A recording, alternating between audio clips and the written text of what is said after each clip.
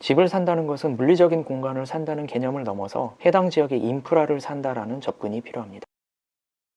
안녕하세요, 월치부입니다. 오늘은 반포 아파트 가격이 너무 비싸다고 걱정하는 분들에게 드리는 말씀입니다. 콘크리트 덩어리가 너무 비싸라고 하면서 집값이 절반 정도는 빠져야 정상이라고, 그리고 큰 폭으로 하락하기만을 바라며 무주택자의 길을 오랫동안 걷는 이들이 의외로 많습니다. 아파트를 폄하할 때 콘크리트 덩어리로 비유할 때가 많죠. 특히 상승론자보다는 집값에 회의적이거나 부정적인 사람들이 이와 같은 표현을 사용할 때가 많습니다.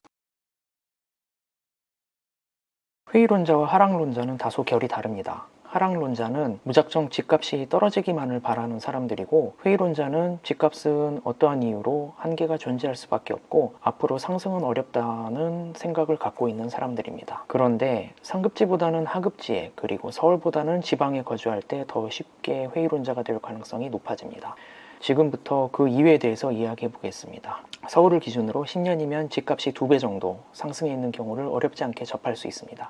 특히 상급지일수록 3배 이상도 상승하죠. 이와는 반대로 급지가 내려갈수록 2배 미만의 상승폭을 보입니다. 최악의 경우 10년 전이나 지금이나 가격의 변동이 거의 없는 곳도 있고, 더 심한 곳은 오히려 하락하는 곳도 있습니다. 그럼 현재 자신이 살고 있는 지역의 10년 전과 지금의 가격을 비교해 볼 필요가 있습니다. 그리고 2배를 기준으로 상승폭이 그 이상인지 아니면 그 이하인지를 살펴보아야 하겠죠. 만약 10년간 가격의 변화가 거의 없거나 1.5배 미만일 경우 최소한 하락하지 는 않았어 라는 생각에 현상 유지에 만족하며 안심해서는 절대 안 됩니다. 왜냐하면 통화량의 증가, 인플레이션 등을 고려하면 화폐의 액면가는 동일할지 몰라도 가치는 하락한 것이어서 손해가 되기 때문입니다. 우리나라의 통화 공급량을 살펴보면 돈의 가치가 얼마나 빠르게 하락하고 있는지 쉽게 알 수 있습니다. 일반적으로 우리나라의 통화량은 10년이면 2배 정도 늘어납니다. 그러므로 이를 달리 표현하면 10년 동안 2배 이상 상승하지 못했다면 이는 실질적으로 손해를 본 것과 같습니다. 이야기가 잠시 옆길로 샜는데 다시 본론으로 돌아와서 땅값 상승이 거의 없거나 낮은 지역에 살고 있는 사람일수록 집값의 거품이 심하다라는 생각을 더 크게 갖게 됩니다. 이들이 그렇게 생각할 수밖에 없는 이유는 집값은 토지값과 건물값의 합인데, 건물의 경우 시간이 갈수록 감가상각이 되어 가격이 하락합니다. 이러한 건물의 하락분을 토지값 상승으로 충분하게 만회를 해주어야 하는데, 안타깝게도 토지값 상승 여력이 크지 않아서 시간이 갈수록 손해폭이 커지는 구조가 되기 때문입니다.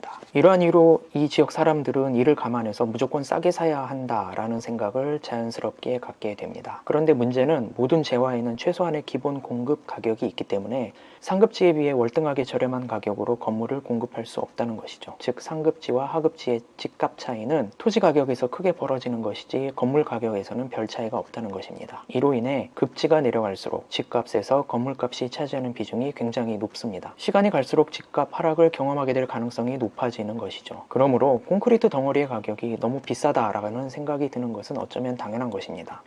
이러한 지역의 특징은 신축급 아파트의 매물을 검색해보면 매매 물건은 굉장히 많고 전세 매물도 꽤 많은 편인데 월세 매물은 거의 없습니다. 즉, 현지 사람들도 살아야 하는 곳은 맞지만 사야 하는 곳은 아니라는 생각을 갖고 있기 때문에 큰 목돈을 묶어놓기보다는 월세를 선택하는 경우가 많습니다. 이러한 아파트는 매매가와 전세가의 차이가 크지 않아 전세가율이 높게 형성됩니다. 섣불리 높은 전세가율만 보고 소액으로 갭 투자를 감행했다가 한동안 의도치 않게 장기 투자자가 되거나 소유권 정리에 애를 먹을 수도 있습니다.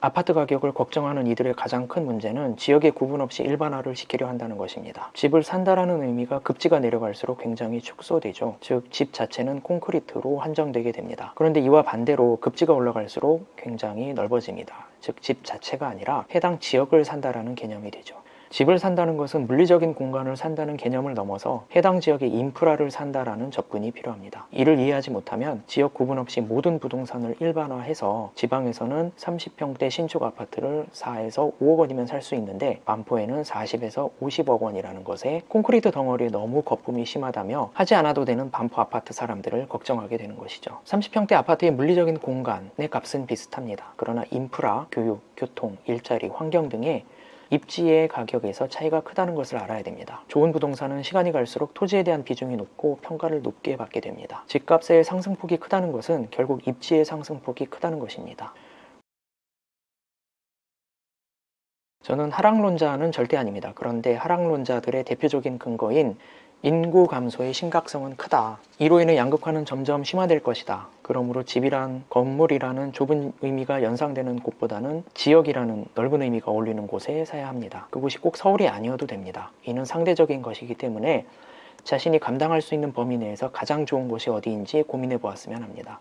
10년에 2배 이상 상승할 수 있는 곳으로 꾸준하게 갈아타기를 시도하는 것이 중요합니다. 지금까지 말씀드린 내용을 정리하면 집값에서 토지값이 차지하는 비중이 높을수록 좋습니다. 내 집 장만에 안주하지 말고 건물값의 비중이 큰 곳에 살고 있다면 그 비중을 낮출 수 있는 곳으로 꾸준한 갈아타기를 시도해야 합니다. 참고로 정비사업, 재개발, 재건축도 마찬가지입니다. 결국 건물값보다는 토지값의 비중이 클수록 사업성도 좋고 가능성도 높아집니다. 우리나라의 통화량은 10년이면 2배 정도 늘어납니다. 그러므로 10년 동안 소득이 2배 늘었다고 방심하지 않았으면 좋겠습니다. 10년 동안 집값이 2배 올랐다는 것은 가치가 2배 올랐다는 것이 아니라 가격이 2배 올랐다는 것입니다. 만약 가치가 2배 올랐다면 가격은 이를 반영해서 훨씬 더 크게 올랐을 겁니다. 감사합니다. 월치부였습니다.